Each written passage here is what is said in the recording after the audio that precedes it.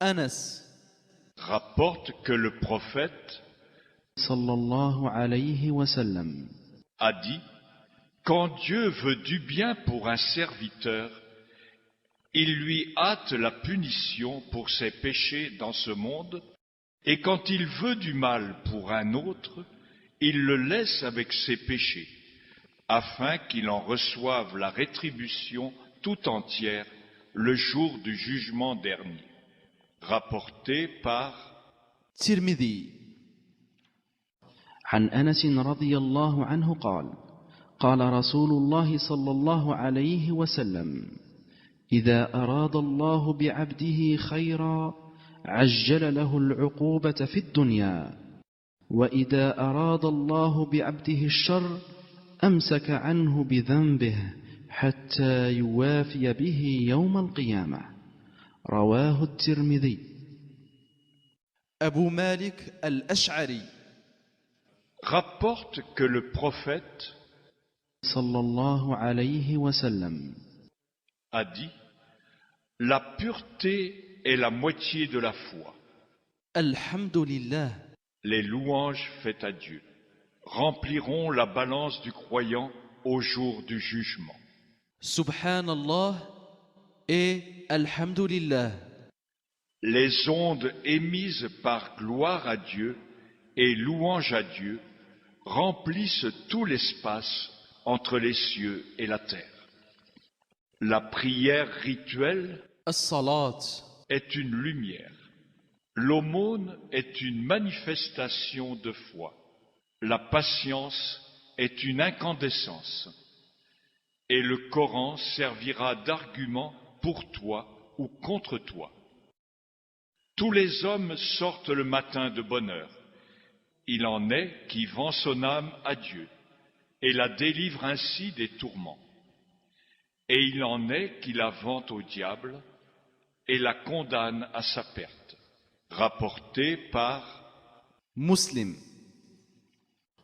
عن أبي مالك الأشعري رضي الله عنه قال رسول الله صلى الله عليه وسلم الطهور شطر الإيمان والحمد لله تملأ الميزان وسبحان الله والحمد لله تملأان أو تملأ ما بين السماوات والأرض والصلاة نور والصدقة برهان والصبر ضياء والقرآن حجة لك أو عليك كل الناس يغدو فبائع نفسه فمعتقها أو موبقها رواه مسلم. Abu Sa'id raconte que certains musulmans pauvres avaient demandé au prophète sallallahu alayhi wa sallam de leur donner de l'aumône, et il leur en donna. Quelque temps après, ils le sollicitèrent de nouveau, et il leur en donna encore. Puis, lorsqu'il n'eut plus rien à leur donner, il dit: lorsque je détiens des biens, je ne vous le cache pas. Cependant, sachez que celui qui s'abstient de quémander par pudeur, Dieu le gratifiera de retenue, et celui qui s'en abstient par richesse d'âme, Dieu l'enrichira davantage. Celui qui endure, Dieu le gratifiera de patience, et il n'y a pas de don aussi précieux et aussi bénéfique pour l'homme que la patience.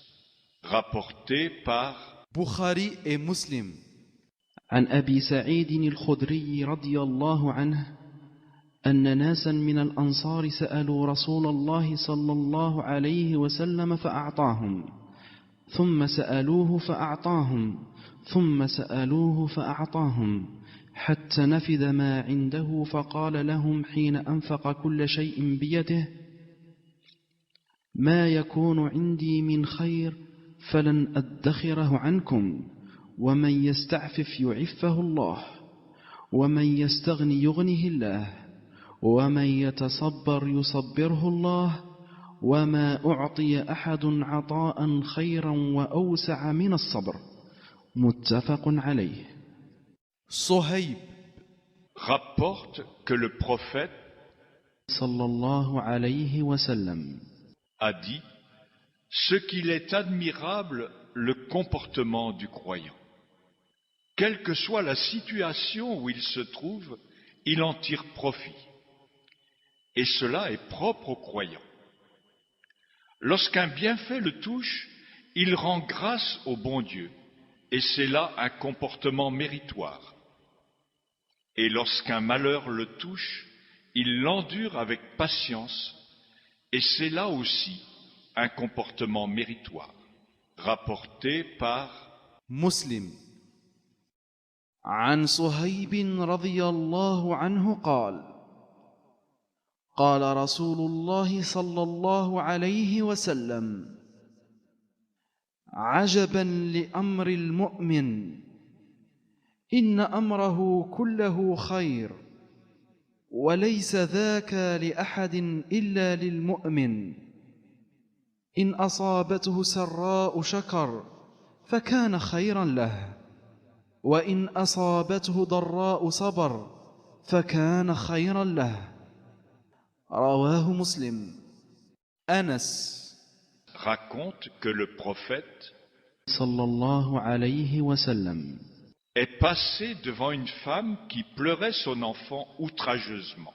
Il lui lança « Crains Dieu et fais preuve de patience ». La femme lui rétorqua « Que sais-tu donc, toi, de mon malheur ?» Puis, lorsque le prophète صلى الله عليه وسلم partit, on informa la bonne femme que c'était là le prophète en personne qu'elle venait d'offenser.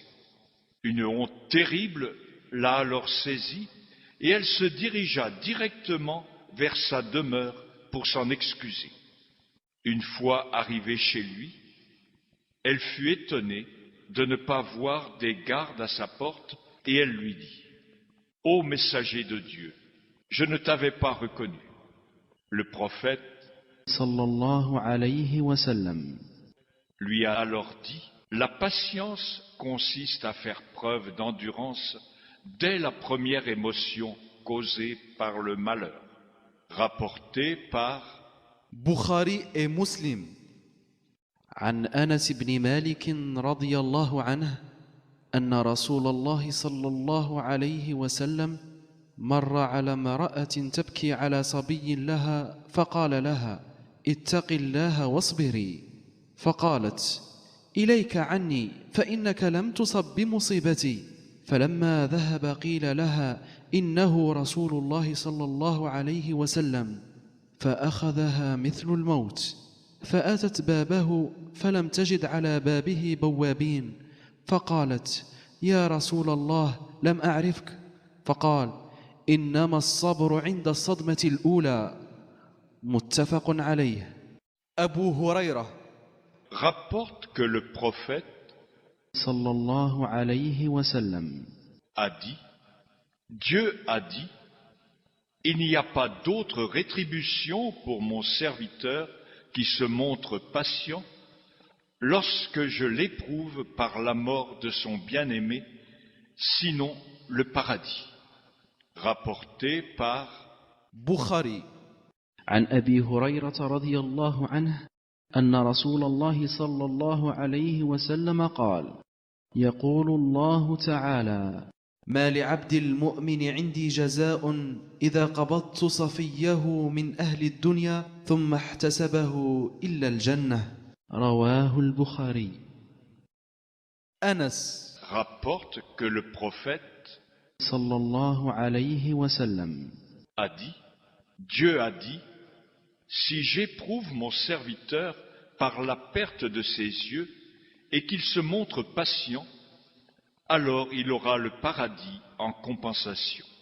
Rapporté par بخاري عن أنس بن مالك رضي الله عنه قال سمعت النبي صلى الله عليه وسلم يقول إن الله قال إذا ابتليت عبدي بحبيبتيه فصبر عوضته منهما الجنة يريد عينيه رواه البخاري. ابن مسعود raconte, c'est comme si je voyais encore le prophète صلى الله عليه وسلم raconter l'histoire d'un prophète que son peuple avait frappé en lui causant des blessures. Il essuya le sang qui coulait sur son visage en disant « Ô Dieu, pardonnez à mon peuple, car il ne sait pas. » Rapporté par Bukhari et Muslim. عن ابن مسعود رضي الله عنه قال كأني أنظر إلى النبي صلى الله عليه وسلم يحكي نبيا من الأنبياء ضربه قومه فأدموه وهو يمسح الدم عن وجهه ويقول اللهم اغفر لقومي فإنهم لا يعلمون متفق عليه. Abu Huraira rapporte que le prophète صلى الله عليه وسلم a dit « Tout malheur qui frappe le croyant, serait-ce un épuisement, une atteinte, un chagrin, une angoisse, même l'épine qui le pique, concourt à l'expiation de ses péchés. » Rapporté par Bukhari et Muslim. عن أبي هريرة رضي الله عنه عن النبي صلى الله عليه وسلم قال ما يصيب المسلم من نصب ولا وصب ولا هم ولا حزن ولا أذى ولا غم حتى الشوكة يشاكها إلا كفر الله بها من خطاياه. متفق عليه. Khabbab ibn al-Arat, un des plus opprimés parmi les compagnons du prophète صلى الله عليه وسلم au cours de la période mécoise, nous fait ce récit. Nous sommes allés nous plaindre au prophète صلى الله عليه وسلم des tourments que nous subissions. Nous le trouvâmes allongé à l'ombre de la Kaaba, reposant sa tête sur son manteau. Nous lui dîmes alors, « Pourquoi ne pries-tu pas le Seigneur pour nous, pour qu'il nous délivre de ces tourments ?» Il s'assit, et rouge de colère, il nous dit, « Les croyants avant vous étaient soumis à de plus rudes épreuves.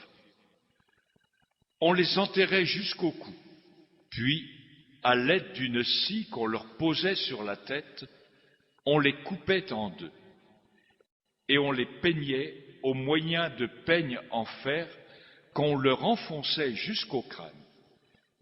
Et malgré tout cela, ils ne reniaient guère leur foi.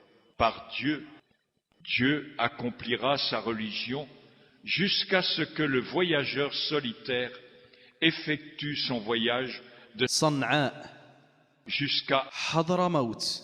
sans craindre autre que le Seigneur et le loup pour son troupeau.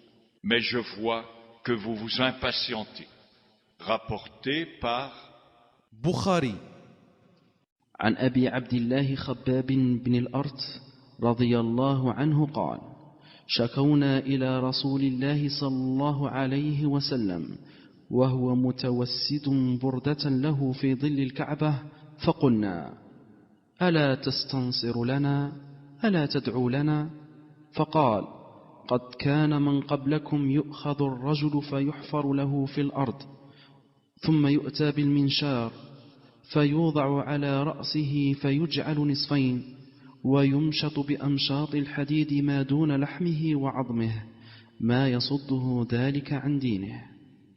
والله ليتمن الله هذا الأمر حتى يسير الراكب من صنعاء إلى حضرموت لا يخاف إلا الله والذئب على غنمه ولكنكم تستعجلون. رواه البخاري. Abu Huraira rapporte que le prophète صلى الله عليه وسلم a dit « Celui à qui Dieu veut du bien, il l'éprouve. » Rapporté par Bukhari. عن أبي هريرة رضي الله عنه عن النبي صلى الله عليه وسلم قال من يرد الله به خيرا يصب منه. أنس rapporte que le prophète صلى الله عليه وسلم a dit: la grandeur de la rétribution est proportionnelle à la grandeur de l'épreuve.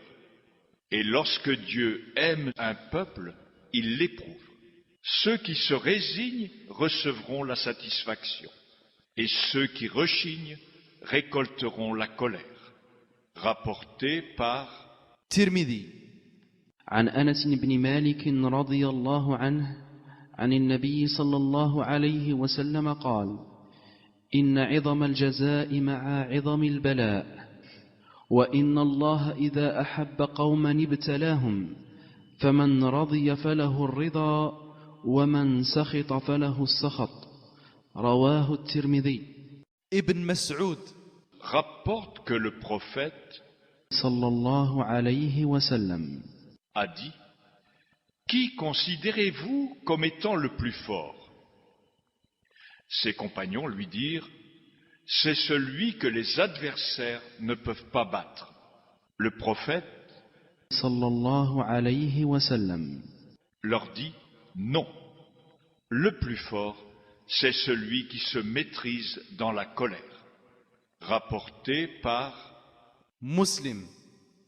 عن عبد الله رضي الله عنه قال: قال رسول الله صلى الله عليه وسلم: ما تعدون السرعة فيكم؟ قالوا: الذي لا يسرعه الرجال. قال: لا، ولكنه الذي يملك نفسه عند الغضب. رواه مسلم. معاذ ابن أنس rapporte que le prophète صلى الله عليه وسلم a dit: celui qui contient sa fureur alors qu'il est en mesure de la laisser éclater, Dieu l'appellera au jour du jugement aux yeux de toute l'humanité et le fera choisir parmi les houris celles qui lui plaisent. Rapporté par ترمذي. عن معاذ بن أنس الجهني رضي الله عنه عن النبي صلى الله عليه وسلم قال: من كظم غيظا وهو يستطيع أن ينفذه دعاه الله يوم القيامة على رؤوس الخلائق حتى يخيره في أي الحور شاء. رواه الترمذي. أبو هريرة raconte qu'un homme est venu au prophète صلى الله عليه وسلم et lui dit: conseille-moi. Le prophète صلى الله عليه وسلم lui dit: ne t'emporte pas. L'homme réitéra sa demande plusieurs fois, mais à chaque fois, le prophète صلى الله عليه وسلم lui répétait: ne t'emporte pas. Rapporté par بخاري. عن أبي هريرة رضي الله عنه أن رجلا قال للنبي صلى الله عليه وسلم: أوصني. قال: لا تغضب. فردد مرارا قال: لا تغضب. رواه البخاري. أبو هريرة rapporte que le prophète صلى الله عليه وسلم a dit: le croyant, homme ou femme, ne cessera d'être éprouvé dans sa personne, ses enfants et ses biens, jusqu'à ce qu'il rencontre Dieu lavé de tous ses péchés. Rapporté par ترمذي. عن أبي هريرة رضي الله عنه قال: قال رسول الله صلى الله عليه وسلم: ما يزال البلاء بالمؤمن والمؤمنة في نفسه وولده وماله حتى يلقى الله تعالى وما عليه خطيئة. رواه الترمذي وقال: هذا حديث حسن. ابن مسعود rapporte que le prophète صلى الله عليه وسلم a dit: il y aura après moi du népotisme et des agissements que vous réprouverez. Ses compagnons lui dirent: Ô messager de Dieu, que nous commandes-tu donc de faire? Le prophète صلى الله عليه وسلم leur dit, acquittez-vous de vos obligations et demandez à Dieu ce qui vous est dû. Rapporté par Bukhari et Muslim. عن ابن مسعود رضي الله عنه عن النبي صلى الله عليه وسلم قال: ستكون بعد أثرات وأمور تنكرونها. قالوا: يا رسول الله، فما تأمرنا؟ قال: تؤدون الحق الذي عليكم وتسألون الله الذي لكم. متفق عليه.